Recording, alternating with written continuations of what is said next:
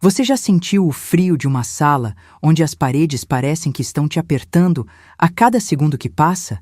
Eu não estou falando de uma salinha de espera ou de um corredor de hospital qualquer.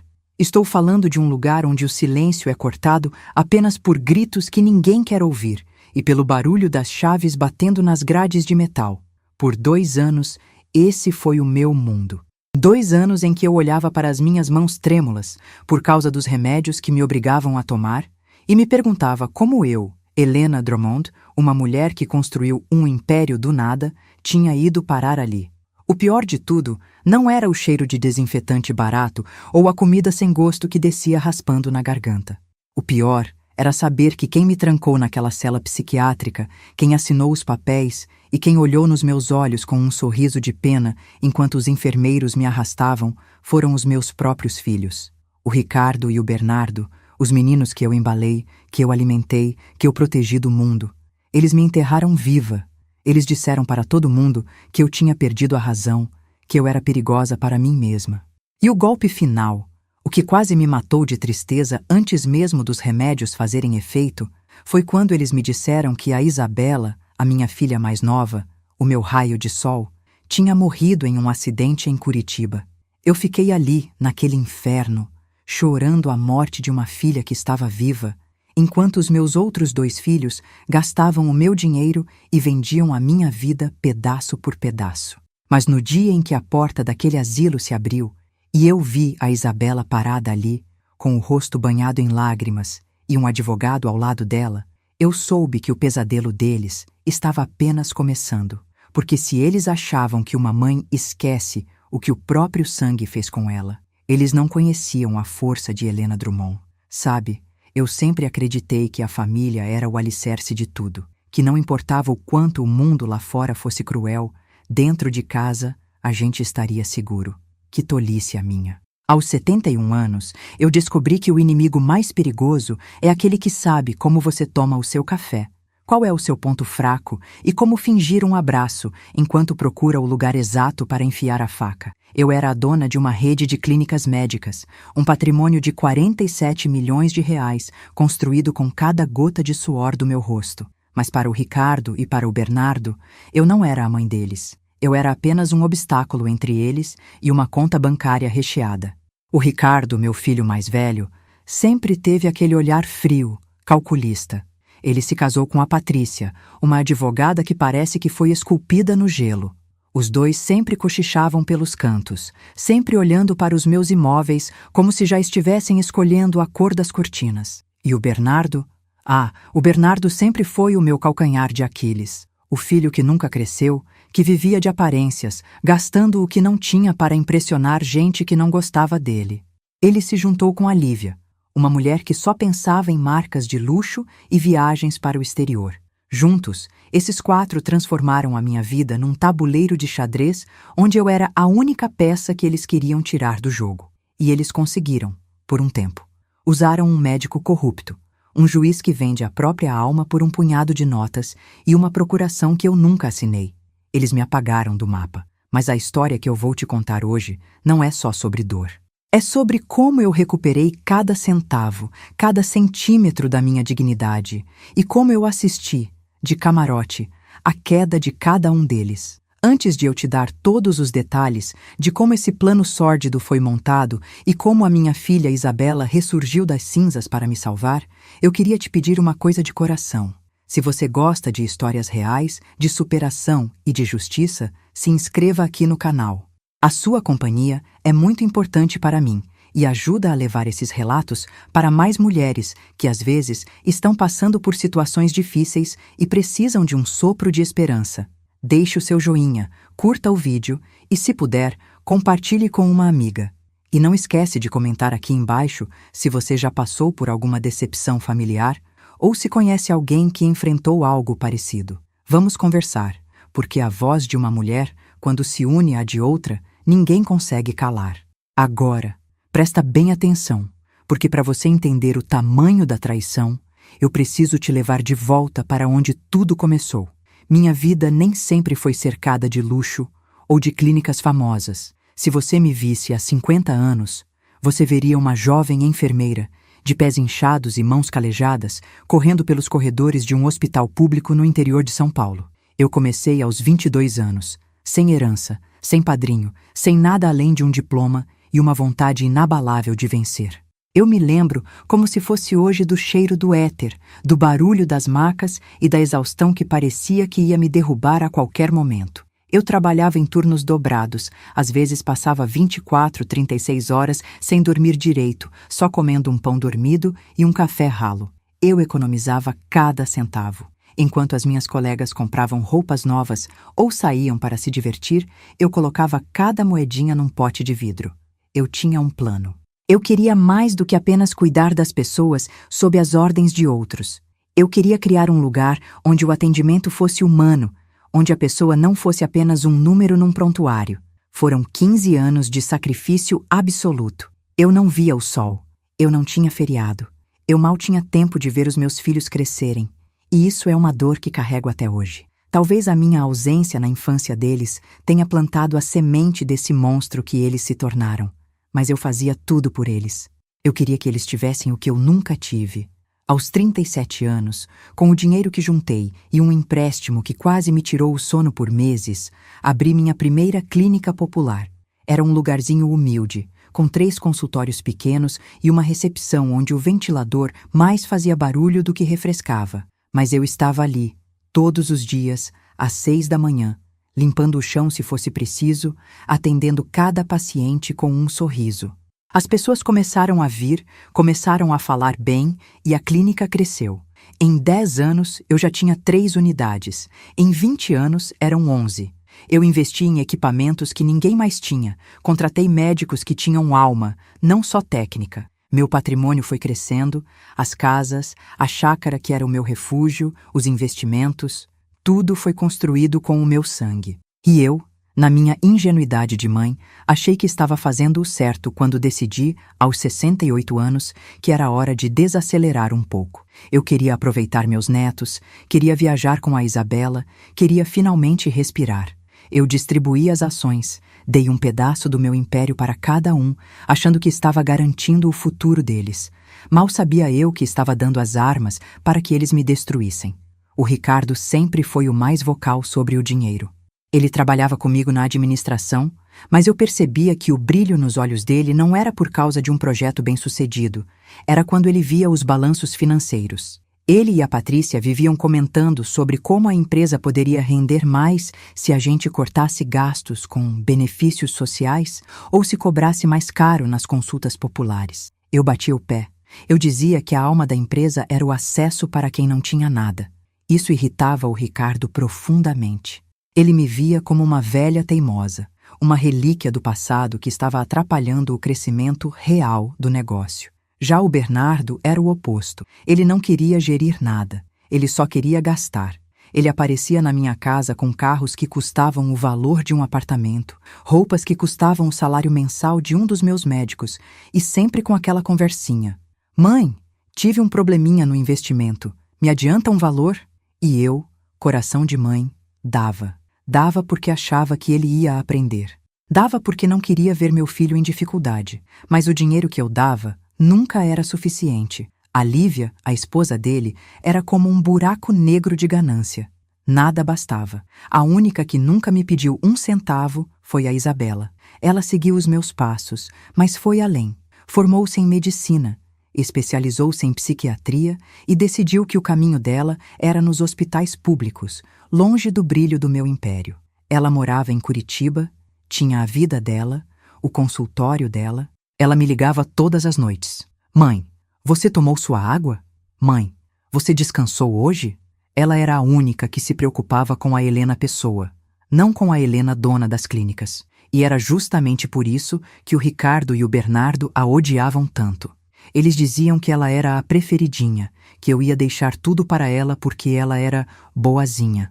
O clima nas reuniões de família começou a ficar pesado. Eu sentia os olhares, sentia os silêncios quando eu entrava na sala. Mas eu nunca imaginei, nem nos meus piores pesadelos, que eles seriam capazes de tamanha atrocidade. Tudo começou a mudar de verdade há 3 anos. Eu descobri que o Bernardo estava fazendo retiradas sistemáticas do caixa da empresa sem autorização. Eram valores pequenos no começo, 10 mil aqui, 15 mil ali, mas que somados já passavam de 500 mil reais. Quando eu o confrontei, ele teve a audácia de dizer que era um adiantamento da herança. Eu fiquei possessa. Eu disse que herança se recebe de quem morreu e que eu estava muito viva. Naquele dia, eu tomei uma decisão. Eu ia refazer o meu testamento. Eu ia tirar o Bernardo da sociedade e redistribuir a parte dele entre o Ricardo e a Isabela, mas com cláusulas que impediriam a venda das ações por 10 anos. Eu queria proteger a empresa. Eu contei isso para o Ricardo, achando que ele, como administrador, entenderia. Ele fingiu que sim. Me deu um abraço, disse que eu estava certa, que o Bernardo estava passando dos limites. Mas por trás daquele abraço, ele já estava ligando para a Patrícia e para o Bernardo. Eles perceberam que se eu fizesse aquilo, o fluxo de dinheiro fácil ia secar. E foi aí que o plano diabólico começou a ser executado. Cerca de um mês depois dessa conversa, eu comecei a me sentir estranha. Eu, que sempre fui uma mulher ativa, comecei a ter episódios de tontura. Minha cabeça parecia pesada, como se eu estivesse andando embaixo d'água. Eu esquecia onde tinha deixado os óculos, esquecia se tinha jantado. Atribuí isso ao estresse da briga com o Bernardo, mas a coisa foi piorando. Eu comecei a ter lapsos de memória assustadores. Um dia, eu saí para ir ao mercado e, de repente, me vi parada numa esquina sem saber o nome da rua onde eu morava há 30 anos. O pânico que eu senti foi indescritível. Eu liguei para o meu médico de confiança, o doutor Azevedo, um homem que me acompanhava há uma vida inteira. Mas, estranhamente, ele nunca estava disponível. A secretária dele, que eu sempre conheci, tinha sido trocada. A nova dizia que ele estava em congressos, que estava viajando, que estava doente. E, em vez dele, apareceu na minha vida o Dr. Henrique Salles. O Dr. Henrique era um homem jovem, de fala muito mansa, que parecia extremamente preocupado comigo. Ele foi indicado pelo Ricardo. Mãe, o Dr. Azevedo está se aposentando. O doutor Henrique é o que há de mais moderno na geriatria, ele me disse. Eu confiei. Por que eu não confiaria no meu filho? O doutor Henrique vinha na minha casa, me examinava e sempre saía com uma cara preocupada. Ele dizia que eu estava com sinais de uma demência precoce e agressiva. Eu negava, eu dizia que era impossível, mas ele mostrava exames, mostrava gráficos e começou a me dar remédios. Para estabilizar, dona Helena, ele dizia. Aquelas pílulas eram o meu fim. Logo depois que comecei a tomar, as alucinações começaram. Eu via vultos no corredor, eu ouvia vozes me chamando à noite, eu acordava gritando, e o Ricardo e o Bernardo estavam sempre lá, como dois anjos da guarda sombrios, me segurando, me dizendo que eu estava doente, que eu precisava de cuidados. Eles me isolaram da Isabela. Toda vez que ela ligava de Curitiba, eles atendiam.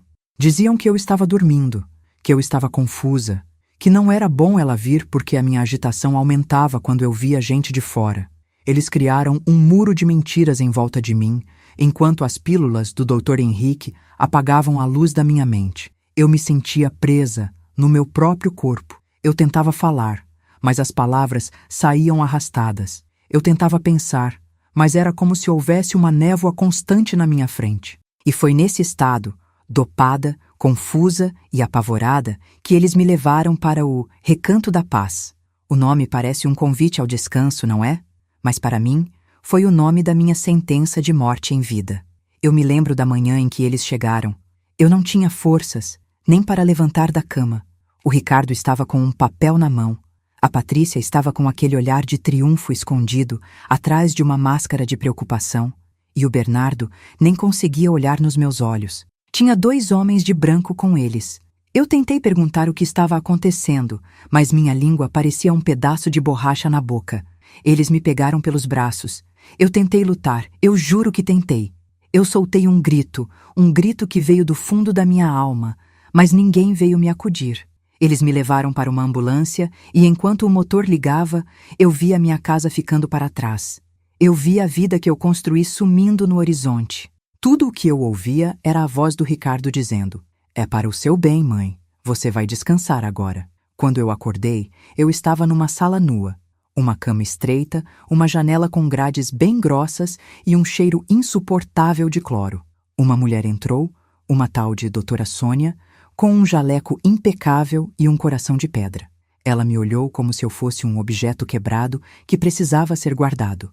Eu tentei dizer que eu era a dona Helena, que eu era dona de clínicas, que eu tinha dinheiro. Ela apenas anotou algo numa prancheta e disse: "Sim, querida, todos aqui são pessoas muito importantes. Agora tome seu remédio."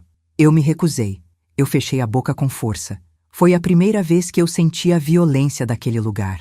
Os 2 enfermeiros entraram, me seguraram com uma força que deixou marcas roxas nos meus braços por semanas e me aplicaram uma injeção na coxa. Em poucos minutos, o mundo começou a girar e eu mergulhei na escuridão de novo. Esse foi o meu primeiro dia. E eu não sabia, mas seriam 730 dias exatamente iguais a esse. Eu passava a maior parte do tempo num estado de letargia profunda.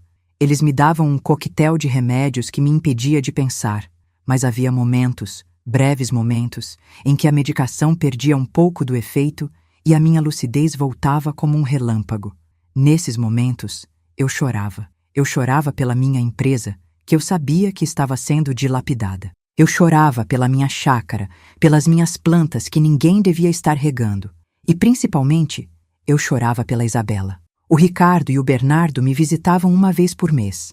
Eles vinham com roupas caras, cheirando a perfumes importados, e se sentavam na minha frente com uma falsidade que me dava náuseas. "Mãe, a empresa vai bem, não se preocupe", o Ricardo dizia. E quando eu perguntava pela Isabela, ele baixava a cabeça.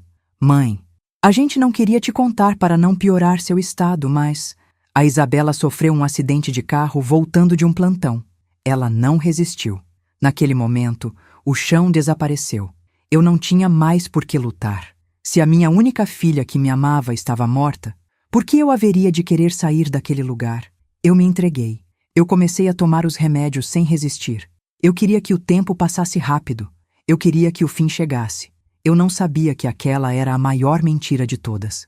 Eu não sabia que a Isabela estava viva, procurando por mim desesperadamente, enquanto os irmãos diziam a ela que eu tinha tido um surto de ódio e que não queria vê-la nunca mais. Eles jogaram dos 2 lados, criaram um abismo de silêncio entre nós duas, alimentado por mentiras cruéis e documentos falsificados. Eles acharam que o plano era perfeito. Eles acharam que eu ia morrer naquela cama de ferro, esquecida pelo mundo.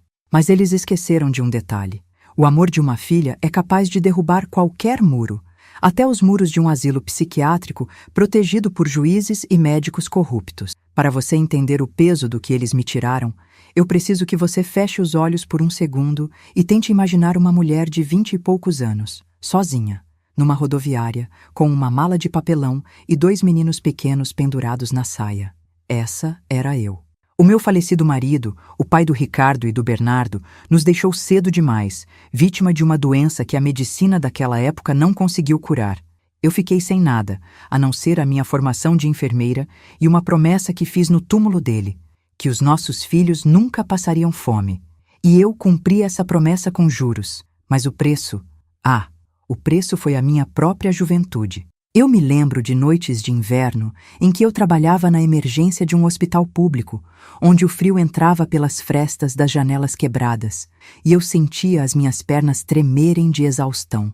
Eu não tinha dinheiro para o ônibus todos os dias, então eu caminhava quilômetros, economizando o valor da passagem para conseguir comprar 1 litro de leite a mais no final da semana. Eu via as outras mulheres da minha idade indo ao cinema, passeando no parque, e eu sentia uma pontada de inveja, mas logo passava quando eu chegava em casa e via os meus filhos dormindo. Eu trabalhava por 3. Eu era a enfermeira que nunca dizia não para um plantão extra, a que aceitava cuidar dos casos mais difíceis porque sabia que aquilo me daria alguns trocados a mais no contra-cheque. Foram 15 anos vivendo desse jeito, no limite da sobrevivência. Eu guardava cada centavo num cofre de metal que ficava escondido atrás do guarda-roupa. Eu não comprava um sapato novo há anos, remendava as minhas roupas até não dar mais. E a minha única vaidade era manter os uniformes brancos impecáveis, passados a ferro, porque a minha dignidade era a única coisa que ninguém podia me tirar. Quando eu finalmente juntei o suficiente para abrir aquela primeira cliniquinha popular, eu achei que tinha alcançado o topo do mundo. Eu me lembro da emoção de pintar as paredes de azul claro, de montar a recepção com móveis usados que eu mesma lixei e envernizei. O Ricardo, o meu primogênito, já era um rapazinho naquela época. Ele me via trabalhando até de madrugada e, às vezes, ele me ajudava a organizar as fichas dos pacientes. Eu olhava para ele e pensava: este menino vai ser o meu orgulho, ele está vendo o valor do trabalho. Que erro fatal! O que ele estava vendo, na verdade, não era o valor do trabalho. Era o valor do dinheiro que começava a entrar. Enquanto eu pensava em como melhorar o atendimento, ele já pensava em como as pessoas eram obrigadas a pagar para não morrer. A semente da ganância já estava ali, brotando no silêncio daquela recepção humilde. E o Bernardo, o meu filho do meio, ele sempre foi o mais frágil, ou pelo menos era o que eu pensava. Eu o protegi demais. Eu sentia tanta culpa por não estar presente, por trabalhar tanto, que eu tentava compensar com mimos que eu não podia pagar. Se ele queria um brinquedo caro, eu fazia um esforço sobre-humano e comprava. Eu queria que ele se sentisse amado, mas acabei criando um homem que achava que o mundo lhe devia tudo sem que ele precisasse mover um dedo. Ele cresceu vendo o sucesso da clínica, mas ele não viu as noites de choro, as mãos descascadas de tanto lavar material cirúrgico, as humilhações que passei para conseguir os primeiros empréstimos bancários. Para ele, o império da Dona Helena sempre existiu, como se tivesse caído do céu. Ele via as minhas 11 clínicas como uma fonte inesgotável de diversão. Enquanto eu expandia para o interior, abrindo unidades em cidades onde o povo nem sabia o que era um exame de imagem, o Bernardo estava preocupado com a marca do relógio que ia usar no próximo jantar de gala. A Isabela chegou mais tarde, quase como uma surpresa da vida quando eu já tinha uma situação financeira mais estável. Ela foi a única que realmente herdou a minha alma. Ela me via saindo para as clínicas e pedia para ir junto. Ela ficava sentada num banquinho, observando como eu tratava os idosos, como eu segurava a mão de uma mãe desesperada. Ela não queria saber de dinheiro. Ela queria saber por que a pessoa estava sofrendo. Foi ela quem me deu forças para continuar quando o cansaço da idade começou a bater. Eu me lembro de uma vez, ela devia ter uns 10 anos, e me viu chorando no escritório porque uma unidade nossa tinha sido assaltada. Ela chegou perto, me deu um abraço apertado e disse: "Não chora, mamãe. As pessoas podem levar as máquinas, mas não podem levar o que você tem dentro do coração." Aquelas palavras foram o meu combustível por anos. E foi esse coração que o Ricardo e o Bernardo tentaram destruir. Eles sabiam que a Isabela era a minha muralha, por isso precisavam me convencer de que ela tinha partido. Sabe, quando eu estava lá dentro daquele quarto no asilo, eu passava horas revirando essas memórias na minha cabeça. Era a única forma de não enlouquecer de verdade. Eu me lembrava de cada sacrifício. Eu me lembrava de quando eu tinha apenas uma clínica e o telhado começou a vazar durante uma tempestade. Eu subi no telhado de madrugada com um balde e alguns pregos, tentando tapar os buracos para não estragar o único aparelho de ultrassom que eu tinha conseguido comprar. Eu escorreguei, quase caí de uma altura de 4 metros, ralei todo o meu braço, mas não desci até terminar o serviço. No dia seguinte, eu estava atendendo os pacientes com o braço enfaixado e um sorriso no rosto, como se nada tivesse acontecido. Onde estavam o Ricardo e o Bernardo nessa época? Estavam em escolas particulares de elite que eu pagava com dificuldade, reclamando porque o lanche não era o que eles queriam. Eu construí um castelo para eles, e eles usaram as pedras desse castelo para me apedrejar. A dor física daquelas injeções que me davam no asilo não era nada perto da dor de lembrar dessas coisas. Cada vez que uma enfermeira me segurava com força, eu lembrava de como eu segurei o Ricardo no colo quando ele teve pneumonia aos 5 anos. Eu passei 3 noites em claro, sem sentar um minuto, monitorando a febre dele, rezando para Deus levar a mim e deixar ele. E agora, ele era o homem que pagava para que eu fosse dopada e esquecida. Ele era o homem que instruía os enfermeiros a serem firmes comigo. A ingratidão é um veneno que corrói quem recebe, mas destrói a alma de quem pratica. Eu olhava para as marcas roxas nos meus braços e via nelas a assinatura do meu próprio filho. Eles achavam que o dinheiro que estavam roubando ia trazer felicidade, mas mal sabiam eles que cada centavo tirado de mim carregava o peso de uma maldição que só a traição de uma mãe pode gerar. Enquanto eu definhava naquele depósito de gente, achando que a minha Isabela estava enterrada em algum cemitério frio em Curitiba, a verdade estava começando a borbulhar na superfície. A Isabela não tinha morrido. Ela estava viva, e o seu instinto de médica e de filha começou a gritar que algo estava muito errado. Ela tentava falar comigo e as desculpas dos irmãos começaram a ficar esfarrapadas demais. A mamãe está numa fase de isolamento, o Ricardo dizia. O médico proibiu estímulos externos, o Bernardo completava. Mas a Isabela conhecia a medicina. Ela sabia que, para uma paciente com suposta demência, o isolamento da família é a pior coisa que se pode fazer. Ela começou a ligar para as clínicas, tentando falar com funcionários antigos, pessoas que me amavam. Foi aí que ela descobriu que o Dr. Azevedo tinha sumido do mapa e que um tal de Dr. Henrique tinha assumido tudo. Isabela é uma mulher de ação. Ela não ficou sentada esperando. Ela pegou o carro e dirigiu de Curitiba até São Paulo sem avisar ninguém.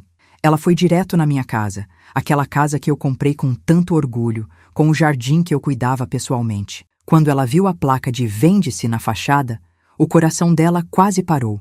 Ela tentou entrar, mas as chaves não funcionavam mais. Os vizinhos que me conheciam há décadas olhavam para ela com medo e pena.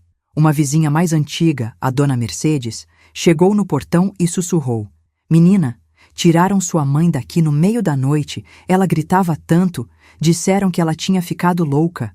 Naquele momento, a Isabela entendeu tudo. Ela não tinha perdido a mãe para a morte, ela tinha perdido a mãe para a traição dos próprios irmãos. Ela sentiu uma raiva que nunca tinha sentido antes, uma raiva fria e cortante. Ela sabia que não podia enfrentar o Ricardo e o Bernardo sozinha. Eles tinham a empresa, tinham advogados caros como a Patrícia, tinham o controle de tudo. Ela precisava de alguém que fosse maior que eles. Foi então que ela procurou o Dr. Augusto Mendes. Ele não era apenas um advogado. Ele era um homem que tinha fama de ser o terror dos corruptos em São Paulo. Um homem que já tinha derrubado esquemas muito maiores que o dos meus filhos. Quando a Isabela entrou no escritório dele e contou a história, entregando as poucas provas que tinha. A falta de notificações legais, a venda suspeita dos imóveis, o sumiço do médico de confiança, o Dr. Augusto olhou para ela e disse: "Minha jovem, nós não vamos apenas tirar sua mãe de lá. Nós vamos destruir quem fez isso com ela." E assim, enquanto eu babava no meu travesseiro de asilo, uma força poderosa estava sendo montada para me resgatar. O Dr. Augusto começou uma investigação silenciosa. Ele não deu um passo em falso. Ele colocou detetives particulares para seguir o Dr. Henrique e descobriu que o sujeito levava uma vida de luxo incompatível com o que um geriatra iniciante deveria ter. Descobriu as idas frequentes dele ao gabinete do juiz Armando Leitão. O esquema era profissional. Eles escolhiam idosos com patrimônio alto, isolavam a família ou usavam uma parte da família contra a outra, e depois limpavam as contas bancárias usando a proteção da justiça. Eu era apenas mais um processo lucrativo para eles, mas eles não contavam com a Isabela. Eles não contavam com uma médica psiquiatra que sabia exatamente quais perguntas fazer e onde procurar as falhas nos laudos médicos. A Isabela e o doutor Augusto descobriram que o Ricardo tinha pago uma fortuna para um perito falsificar a minha assinatura na procuração que dava a ele e ao Bernardo o controle das clínicas. Eles encontraram o rastro do dinheiro. O Ricardo achava que era esperto, mas a ganância deixa rastros óbvios. Ele começou a transferir valores para contas em paraísos fiscais, achando que estava seguro. Ele não sabia que o Dr. Augusto tinha contatos dentro do sistema bancário que estavam rastreando cada centavo. Cada vez que o Ricardo comprava uma joia nova para a Patrícia ou que o Bernardo trocava de carro, eles estavam cavando um pouco mais a própria cova. E eu, lá dentro, começava a sentir uma mudança no ar. As enfermeiras pareciam mais nervosas. A doutora Sônia não passava mais pelo meu quarto com aquele ar de superioridade. Havia uma tensão no recanto da paz. Eles sabiam que alguém estava fazendo perguntas. Eles sabiam que o muro de mentiras estava começando a rachar. Eu me lembro de uma tarde, pouco antes da minha libertação, em que eu tive um momento de clareza absoluta. Eu estava sentada no pátio, olhando para uma pequena flor que tinha nascido entre as rachaduras do concreto. Eu olhei para aquela flor, tão pequena e frágil, mas que tinha tido a força de romper o cimento para ver a luz do sol. Eu senti uma paz estranha. Eu falei para mim mesma num sussurro: Helena, você é essa flor. Você ainda está aqui. Eles não te mataram. Naquele dia, eu não tomei o remédio da tarde. Eu fingi que engoli e guardei debaixo da língua, cuspindo depois no ralo do chuveiro. Pela primeira vez em meses, a névoa começou a baixar de verdade. Eu comecei a observar o movimento, a decorar os nomes dos enfermeiros, a ouvir as conversas nos corredores. Eu estava voltando. Eu estava me preparando para o que vinha pela frente, embora eu ainda não soubesse o que era. A Isabela, enquanto isso, estava vivendo um pesadelo burocrático. Ela tentou entrar com um pedido de liminar para me visitar e o juiz Armando Leitão negou 3 vezes, dizendo que a minha situação era delicada demais para interferências externas. Aquilo foi a prova final que o Dr. Augusto precisava. Ele foi direto ao Conselho Nacional de Justiça. Ele denunciou o juiz. Ele apresentou as gravações das conversas entre o Dr. Henrique e o Ricardo, que os detetives tinham conseguido. A rede estava se fechando. O Ricardo e o Bernardo, na arrogância deles, achavam que eu já era um caso encerrado. Eles já estavam discutindo a venda da rede de clínicas para um grupo estrangeiro. Eles queriam o dinheiro na mão para fugir do país se as coisas ficassem feias. Eles estavam prontos para me abandonar ali para sempre, apodrecendo numa cama de asilo, enquanto eles brindavam com champanhe na Europa. Mas o destino, esse mestre da ironia, tinha outros planos. No dia em que a ordem de soltura foi finalmente assinada por um desembargador que não estava no esquema, o mundo de Ricardo e Bernardo desmoronou como um castelo de cartas. A Isabela não esperou nem um segundo. Ela não ligou para avisar. Ela não mandou mensagem. Ela simplesmente apareceu na porta daquela clínica com a força de um furacão. E quando aquela porta da sala de visitas se abriu e eu vi o rosto da minha filha, minha amiga, se eu vivesse 1000 anos, eu nunca conseguiria descrever a sensação. Foi como se a vida tivesse sido soprada de volta para dentro dos meus pulmões. Eu não vi uma fantasma. Eu vi a prova de que o amor é a única coisa que a ganância não consegue corromper. A Isabela me abraçou e o cheiro dela, aquele perfume suave que ela sempre usou, foi o que me trouxe de volta para a realidade. Mãe, eu estou aqui, ela disse. E naquele momento, a Helena Drummond, enfermeira, a Helena Drummond, fundadora, a Helena Drummond, leoa, despertou do seu sono forçado. Eu olhei para a doutora Sônia, que estava ali no canto, tremendo, e eu não senti ódio. Eu senti um desprezo tão profundo que ela pareceu encolher de tamanho. Eu me levantei, sem precisar de ajuda, e caminhei em direção à saída. Eu não olhei para trás.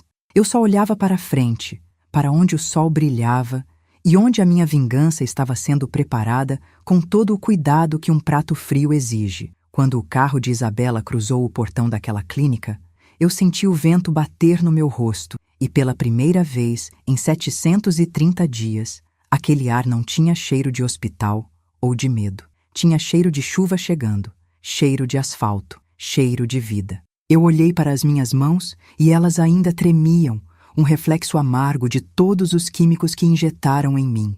Mas o meu coração, esse batia com uma força que eu achei que nunca mais sentiria.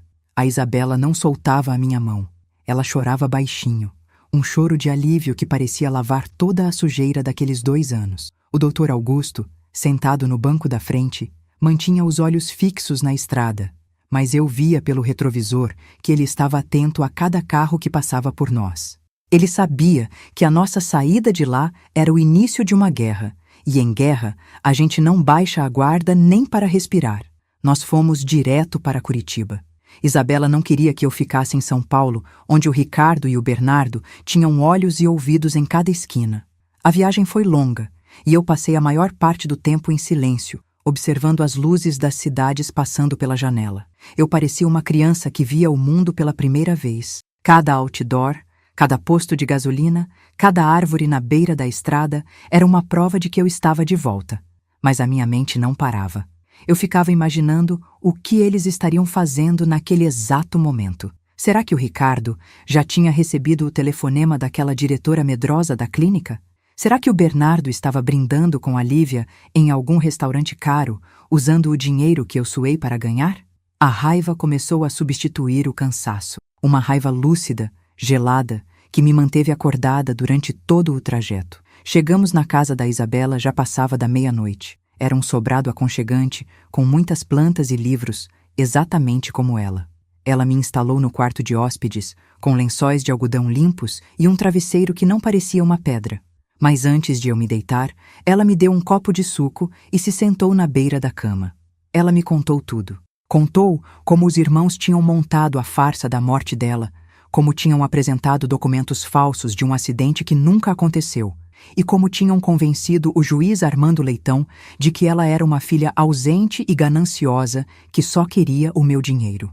Mãe, ela disse com a voz embargada, eles disseram para mim que você tinha tido um surto psicótico violento e que, se eu tentasse te ver, a sua saúde pioraria drasticamente. Eles usaram o meu amor por você para me manter longe.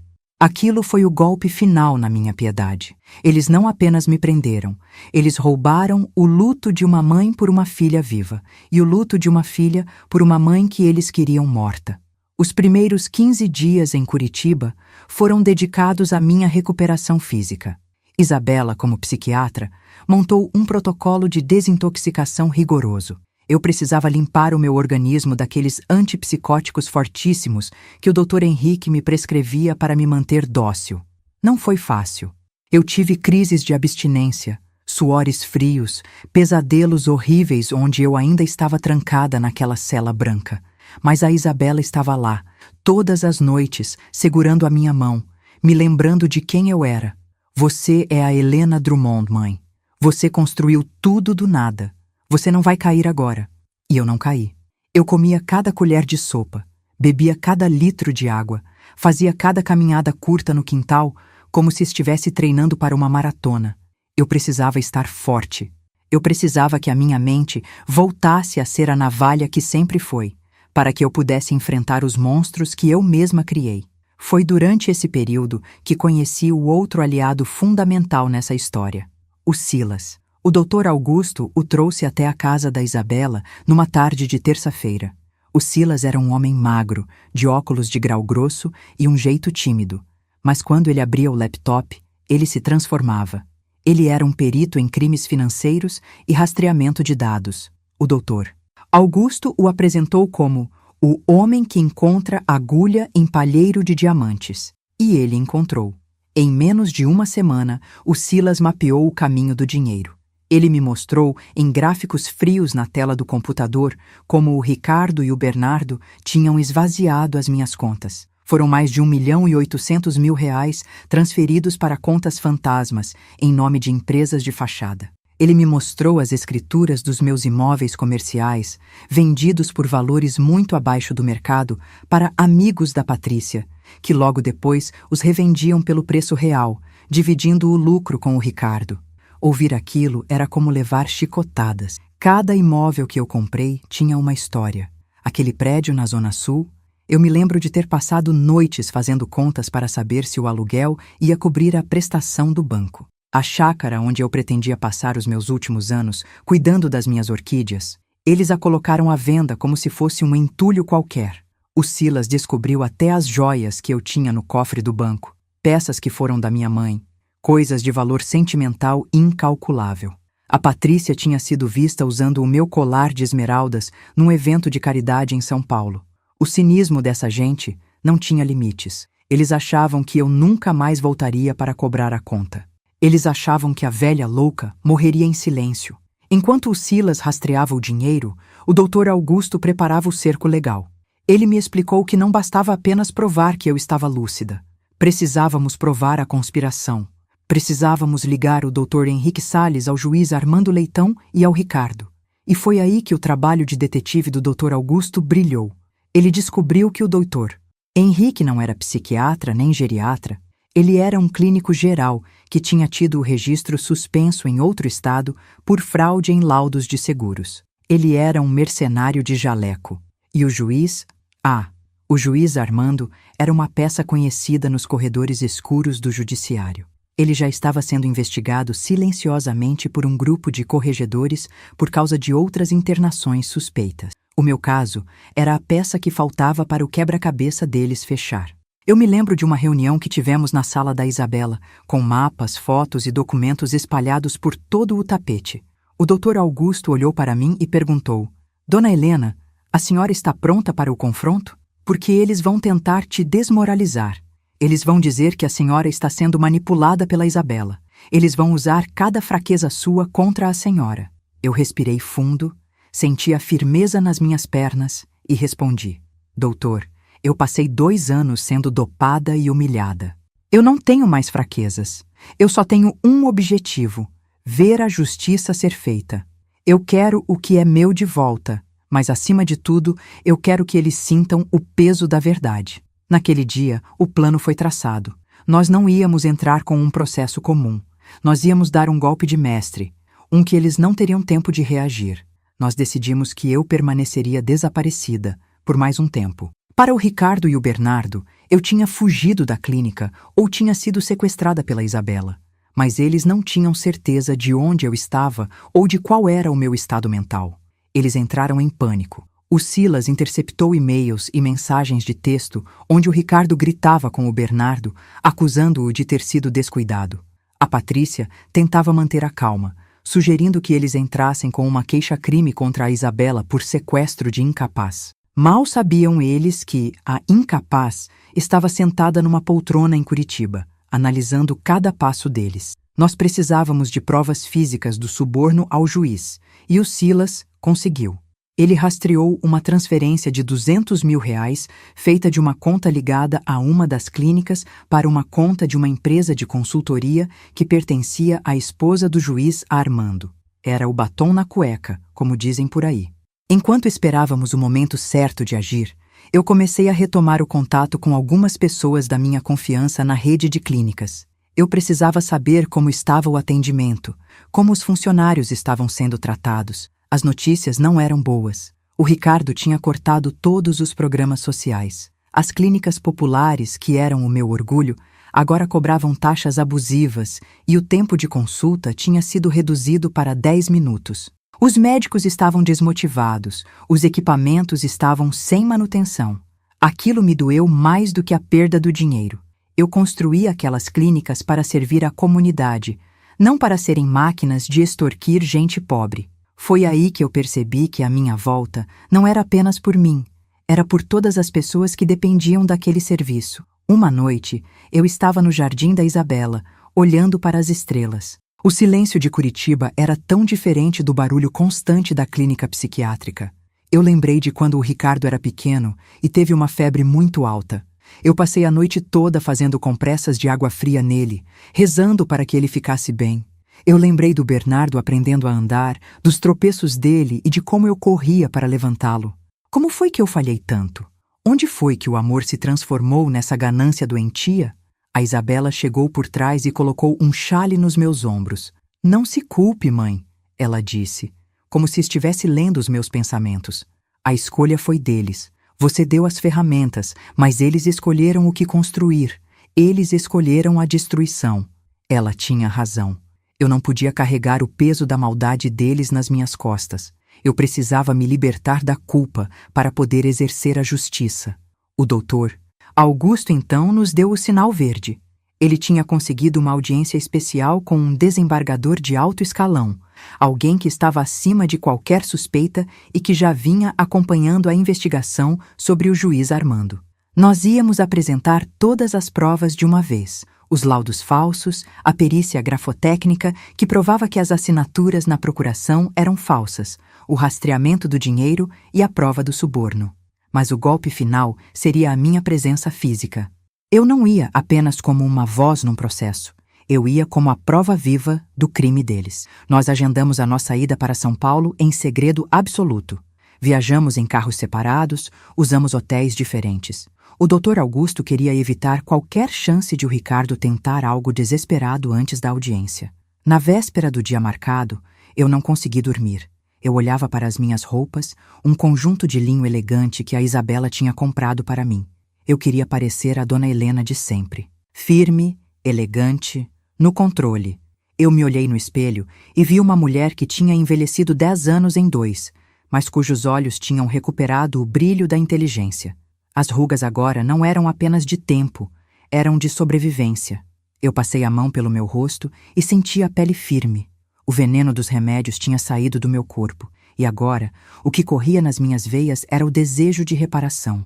Eu pensei em cada paciente que foi mal atendido nas minhas clínicas enquanto eu estava presa. Pensei em cada árvore da minha chácara que eles queriam derrubar para vender a madeira.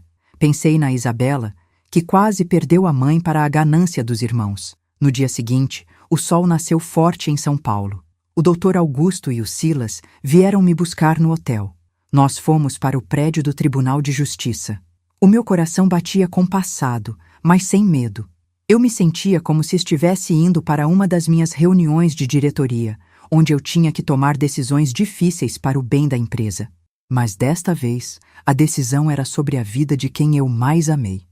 Quando entramos no prédio, eu vi o Ricardo de longe. Ele estava no corredor, conversando com a Patrícia. Ele parecia nervoso, ajustando a gravata a cada 2 segundos. O Bernardo estava sentado num banco, roendo as unhas, enquanto a Lívia olhava para o celular com uma cara de tédio. Eles ainda não tinham me visto. Eles achavam que aquela era apenas mais uma audiência burocrática sobre o patrimônio da falecida em vida. Quando o oficial de justiça chamou os nomes, nós entramos na sala. Era uma sala ampla, com madeira escura e um silêncio solene. O juiz Armando Leitão estava lá, sentado na sua cadeira alta, com um ar de importância que me deu nojo.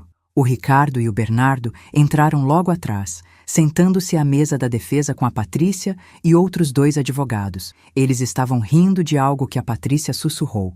Eles se sentiam vitoriosos. Eles se sentiam donos do mundo. Foi então que o doutor Augusto pediu a palavra e disse: Excelentíssima, antes de darmos início, eu gostaria de apresentar a minha principal testemunha e a verdadeira requerente desta ação. Eu dei um passo à frente. O silêncio que se seguiu foi tão profundo que eu conseguia ouvir o barulho do ar-condicionado. Eu vi o momento exato em que a cor fugiu do rosto do Ricardo. Ele ficou pálido, um cinza doentio, e a boca dele se abriu, mas nenhum som saiu. O Bernardo deu um pulo da cadeira, derrubando uma pasta de documentos no chão. A Patrícia, sempre tão controlada, arregalou os olhos e segurou o braço do marido com tanta força que os nós dos dedos dela ficaram brancos. Eu não disse nada por alguns segundos.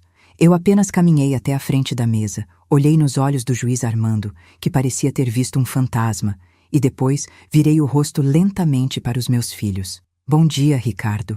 Bom dia, Bernardo. Eu disse com a voz clara e firme, a mesma voz que eu usava para dar ordens na empresa. Eu espero que vocês tenham aproveitado bem os últimos 2 anos, porque a partir de hoje, o tempo de vocês acabou.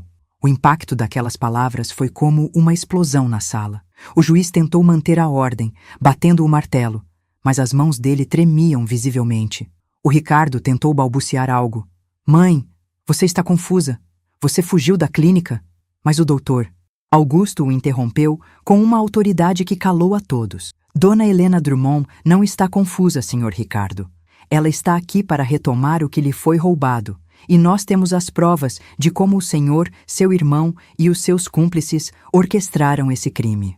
O que se seguiu nas horas seguintes foi a desconstrução sistemática de cada mentira que eles contaram. O Silas apresentou os dados financeiros, mostrando cada transferência ilegal. O doutor Augusto apresentou o laudo de um conselho de medicina independente que atestava a minha perfeita sanidade mental e denunciava o Dr. Henrique Salles. E, para fechar, apresentamos o depoimento gravado de uma das enfermeiras da clínica Recanto da Paz, que, com medo de ir para a prisão, resolveu contar como eu era dopada à força por ordens diretas do Ricardo. Eu via os meus filhos encolherem na cadeira a cada nova prova. O Bernardo começou a chorar. Um choro de criança pega em flagrante, enquanto o Ricardo mantinha os olhos fixos no chão, como se pudesse cavar um buraco para se esconder. A Patrícia e a Lívia já não se olhavam mais. Elas já estavam calculando como se salvar sozinhas. A justiça, que por tanto tempo pareceu cega para o meu sofrimento, agora tinha os olhos bem abertos e estava pronta para cobrar o preço daquela traição. O silêncio que se seguiu na sala de audiência era tão denso que eu podia ouvir a minha própria respiração, compassada e vitoriosa. O Ricardo estava com os olhos fixos na mesa, as mãos espalmadas sobre a madeira, tremendo levemente. Ele tentou, por um último e desesperado segundo, manter a máscara. Levantou a cabeça, olhou para o juiz Armando, que estava mais pálido que um papel de ofício, e gaguejou que aquilo tudo era uma montagem, que eu tinha sido sequestrada pela Isabela e que minha mente estava sendo manipulada. Foi patético ver aquele homem que eu criei com tanto esforço se reduzindo a um mentiroso acuado. Me deu uma mistura de náusea e uma tristeza profunda, mas a tristeza era por mim, pela mãe que ele nunca mereceu ter. O doutor Augusto, com a calma de quem sabe que tem o cheque-mate nas mãos, não deixou que o Ricardo terminasse o teatro. Ele abriu uma pasta de couro e retirou de lá um conjunto de fotografias e extratos bancários ampliados. Excelentíssima, ele disse, dirigindo-se ao desembargador que acompanhava o caso. O senhor Ricardo Drummond alega manipulação, mas os registros do GPS do carro oficial da empresa mostram visitas constantes dele à Clínica Recanto da Paz, em horários fora das visitas permitidas. Mais do que isso, temos aqui a prova do pagamento de propina. Ele colocou sobre a mesa o rastro do dinheiro que o Silas tinha encontrado. Era uma linha reta, da conta pessoal do Bernardo para uma empresa de fachada, e dessa empresa para a conta da esposa do juiz Armando Leitão. Nesse momento, a Patrícia, esposa do Ricardo, fez algo que eu já esperava de uma mulher como ela. Ela se afastou fisicamente dele na cadeira. Cruzou os braços e olhou para o teto, como se não tivesse nada a ver com aquilo. Ela já estava pulando do barco antes dele afundar. O Bernardo, por outro lado, desmoronou. Ele começou a soluçar alto, um choro ruidoso de quem percebeu que a vida de luxo, de carros importados e festas regadas a champanhe pago com o meu sangue, tinha chegado ao fim. Ele tentou se levantar para vir até mim, estendendo a mão, gritando: "Mãe, me perdoa, o Ricardo que disse que você não ia sofrer." Eu não me mexi.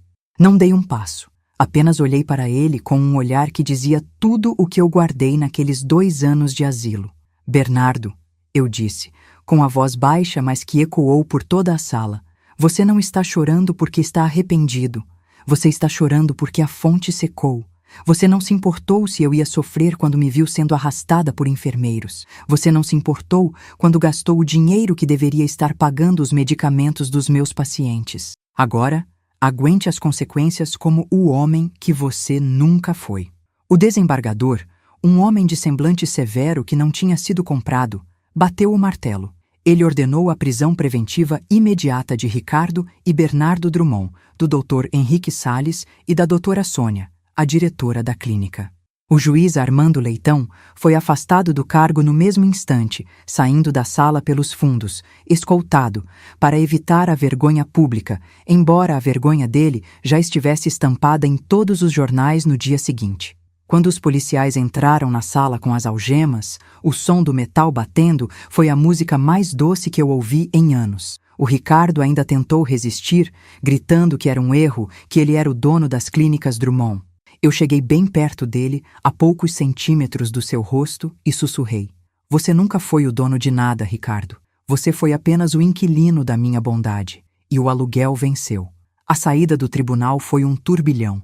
Flashes de câmeras, jornalistas gritando perguntas, mas eu não parei. Saí de cabeça erguida, de braços dados com a Isabela. Fomos direto para uma das minhas clínicas, a unidade central. Eu precisava ver com meus próprios olhos o estrago que eles tinham feito. Quando entrei no saguão, alguns funcionários antigos me reconheceram. Houve um silêncio seguido de um aplauso espontâneo. Algumas enfermeiras que trabalharam comigo por décadas vieram me abraçar, chorando. Elas me contaram como o clima tinha ficado insuportável, como o Ricardo humilhava quem tentava manter o atendimento humano. Eu fui até o meu antigo escritório. A cadeira de couro que eu tanto gostava estava lá, mas a mesa estava cheia de papéis de cobrança e processos trabalhistas. Sentei-me na minha cadeira, respirei fundo e olhei para a Isabela. "Temos muito trabalho pela frente, minha filha." Os meses seguintes foram de uma reconstrução frenética. O Dr. Augusto e o Silas trabalharam dia e noite para desfazer o nó jurídico que os meus filhos tinham criado. Conseguimos anular todas as vendas dos imóveis comerciais. Os amigos da Patrícia que tinham comprado os prédios tentaram alegar boa-fé, mas quando o Dr. Augusto mostrou que eles sabiam da minha internação forçada. Todos recuaram, com medo de serem presos por receptação e estelionato. Recompramos a chácara, que felizmente ainda não tinha sido vendida. Os jardins estavam mal cuidados, as minhas orquídeas tinham morrido, mas a estrutura ainda estava lá. Eu mesma fiz questão de plantar novas flores, uma por uma, sentindo a terra nas mãos como uma forma de me reconectar com a vida. O processo criminal contra o Ricardo e o Bernardo foi implacável. Eles foram condenados por cárcere privado, apropriação indébita, estelionato e falsificação de documentos. O Ricardo pegou 12 anos em regime fechado, o Bernardo, 10 anos. O Dr. Henrique Salles teve o seu registro médico cassado definitivamente e foi condenado a 8 anos. A Clínica Recanto da Paz foi fechada pelo Ministério Público e eu fiz questão de usar o meu dinheiro para ajudar na realocação de todos os idosos que estavam lá para instituições sérias e humanas. Eu não queria que ninguém passasse pelo que eu passei. As esposas, Patrícia e Lívia, mostraram quem eram de verdade logo no primeiro mês de prisão dos maridos. Ambas entraram com pedidos de divórcio litigioso, tentando salvar o que podiam dos bens que ainda restavam em seus nomes. Mas o Dr. Augusto foi mais rápido. Ele conseguiu provar que os bens delas tinham sido adquiridos com dinheiro desviado das minhas contas. Elas perderam quase tudo. A Patrícia, que desfilava com o meu colar de esmeraldas, teve que devolvê-lo judicialmente. Eu o recebi numa tarde de chuva. Olhei para aquelas pedras verdes e vi o reflexo da ganância. Não tive vontade de usar. Vendi o colar e doei o valor integral para um hospital de câncer infantil. Aquelas joias estavam manchadas de traição. E eu queria que elas servissem para algo puro. Hoje, 3 anos depois de eu ter saído daquele inferno, eu moro em Curitiba com a Isabela. Vendemos a casa de São Paulo, aquela que o Ricardo tentou vender escondido, e compramos uma casa linda perto de um parque. A rede de clínicas Drummond agora se chama Drummond em Filha. A Isabela é minha sócia e a sucessora natural de tudo. As clínicas voltaram a ter o preço justo e o atendimento humano que eu sempre prezei. O faturamento cresceu, não pela exploração, mas pela confiança que as pessoas voltaram a ter na nossa marca. Eu ainda vou ao escritório 3 vezes por semana, mas agora eu não carrego o peso do mundo nas costas. Eu vou para ver os pacientes, para conversar com os médicos e para ter certeza de que ninguém é apenas um número. Há 2 meses, recebi uma carta do Ricardo. A caligrafia dele, que sempre foi firme, agora parecia trêmula. Ele escreveu da prisão. Dizia que estava sofrendo muito, que tinha tido tempo para pensar, que a ganância tinha cegado os seus olhos. Pedia que eu fosse visitá-lo, que ele precisava do perdão da mãe para conseguir continuar vivendo. Eu li a carta sentada na minha varanda, sentindo o cheiro do café fresco que a Isabela tinha acabado de passar. Por um momento, a Helena mãe sentiu uma pontada no peito. Mas a Helena mulher, a que foi dopada, a que ouviu a mentira de que a filha tinha morrido, a que ficou trancada numa cela fria por 730 dias, essa Helena falou mais alto. Eu peguei uma folha de papel branca e uma caneta. Não escrevi parágrafos, não dei explicações, não despejei ódio. Escrevi apenas uma frase. A única coisa que você vai herdar de mim é a lição de que mãe não esquece traição. Dobrei o papel, coloquei no envelope e mandei de volta. O perdão é algo que se dá para quem erra por ignorância ou por impulso. O que eles fizeram foi planejado, calculado e executado com uma frieza que não cabe no perdão. O Bernardo também tentou mandar mensagens através de advogados, sempre pedindo dinheiro, dizendo que estava sendo ameaçado na prisão.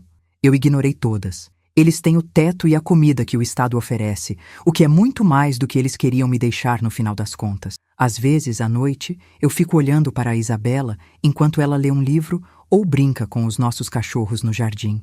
Eu penso em como a vida é curiosa. Foi preciso eu perder tudo para descobrir quem realmente estava do meu lado. Eu perdi 2 filhos para a ganância, mas ganhei uma heroína que atravessou estados e enfrentou gigantes para me devolver a luz do sol. Eu não sou mais a mesma Helena Drummond de antes daquela internação. Eu sou mais forte, mais seletiva e, estranhamente, mais em paz.